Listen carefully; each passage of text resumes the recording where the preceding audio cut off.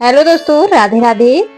एक दिन श्री कृष्ण और अर्जुन बातें करते हुए महल से दूर निकल गए। मार्ग में उन्होंने एक गरीब ब्राह्मण को भिक्षा मांगते हुए देखा। अर्जुन को उस ब्राह्मण पर दया आ गई, अतः उन्होंने उसे सोने के सिक्कों से भरी एक थैली दे दी। ब्राह्मण बहुत प्रसन्न हुआ और वो सिक्के लेकर घर चल दिया। जंगल के रास्ते में उसे एक चोर मिल गया जिसने उसके सिक्के लूट लिए थे। ब्राह्मण बहुत दुखी हुआ, मेरा भाग्य ही खराब है, यह कहता हुआ और भाग्य को कोसता हुआ ब्राह्मण पुनः भिक्षा मांगने आ गया। अगले दिन अब अर्जुन और कृष्ण उधर से गुजरे तो उन्होंने फिर से उस ब्राह्मण को भीख मांगते देखा। वो उसके पास पहुंचे तो उन्हें चोरी की बात पता चली। अर्जुन ने फिर से उस पर दया करते हुए उसे एक बड़ा सा हीरा दे दिया। ब्राह्मण घर पहुंचा, उसने हीरा एक पुराने घड़े में रख दिया जिसका प्रयोग नहीं होता था और सोने चला गया। अगले दिन ब्राह्मण के उठने के पहले ही पत्नी पानी भरने नदी की ओर गई। पानी भर के लाते समय उसके हाथ से घड़ा फिसल कर गिरा और टूट गया। ब्राह्मण की पत्नी को याद आया कि घर में एक पुराना घड़ा है जिसका प्रयोग नहीं होता। उसने सोचा क्यों न उसी में पानी भर लाया जाए। वो घर आई, घड़ा उठाया और वापस पानी भरने चल दी नदी में। जब उसने घड़ा डुबोया तो हीरा घड़े से निकलकर पानी में बह गया।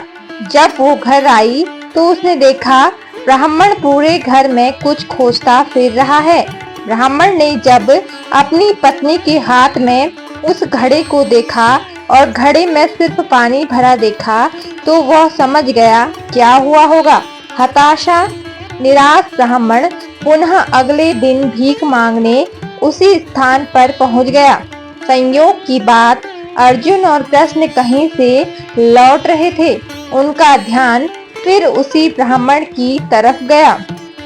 उत्सुकतावश वो उसके पास पहुंचे और उससे पूछा कि अब आपको भीख मांगने की क्या आवश्यकता पड़ गई। ब्राह्मण ने फिर अपनी राम कहानी सुनाई। उसकी दुर्भाग्यपूर्ण कहानी सुनकर अर्जुन श्री कृष्ण से बोले, इस आदमी की किस्मत में सुख समृद्धि लिखी ही नहीं है। मुझे नहीं लगता अब मैं और इसकी मदद कर पाऊंगा। श्री कृष्ण कुछ बोले नहीं, बस उन्होंने उस ब्राह्मण को 2 पैसे दिए। ब्राह्मण ने वो पैसे लिए और घर चला गया।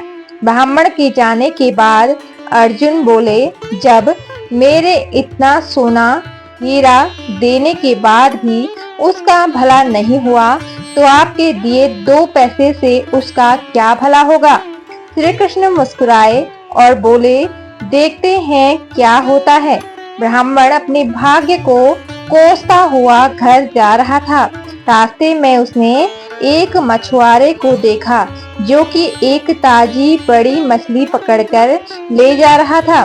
मछली उसके जाल में तड़फड़ा रही थी और छूटने के लिए प्रयास कर रही थी। ब्राह्मण को उस मछली की स्थिति देखकर दया आ गई।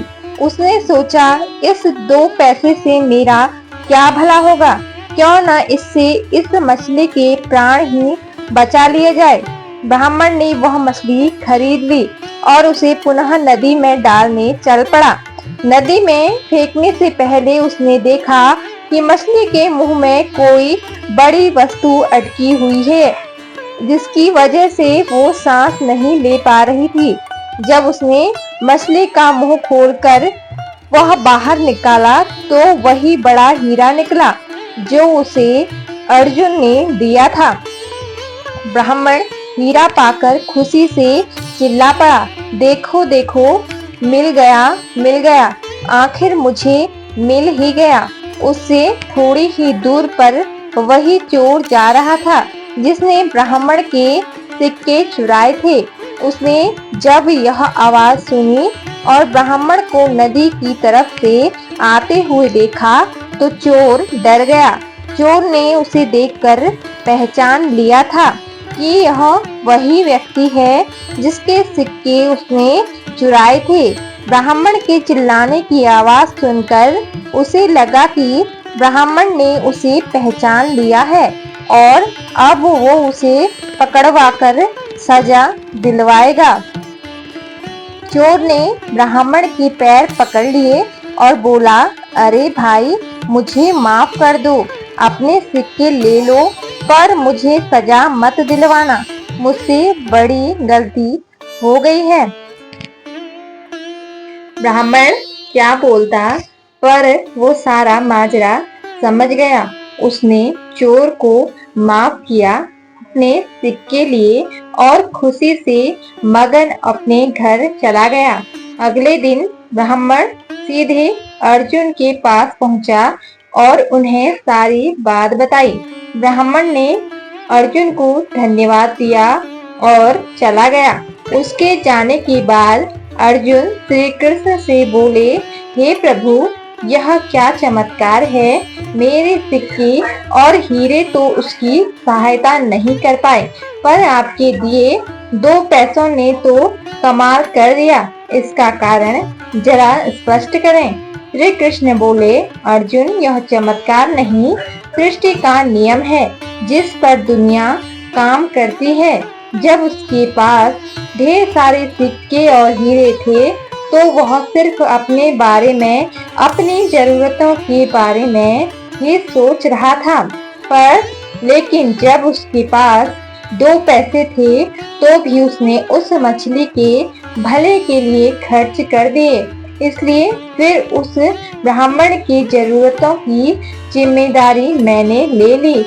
हे अर्जुन, सत्य तो यह है कि जब तुम किसी दूसरे व्यक्ति के दुख दर्द में द्रवित होते हो या अपने सिवा किसी और की जरूरतों की चिंता करते हो, उन लोगों के दुख दूर करने और उनकी जरूरत पूरा करने का प्रयास करते हो, तो तुम भगवान के कार्य में हाथ बटा रहे होते हो।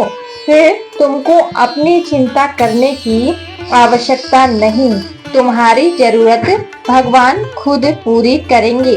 तो दोस्तों, आपको यह कथा कैसी लगी कमेंट करके जरूर बताएं और हमारे चैनल को सब्सक्राइब जरूर करें।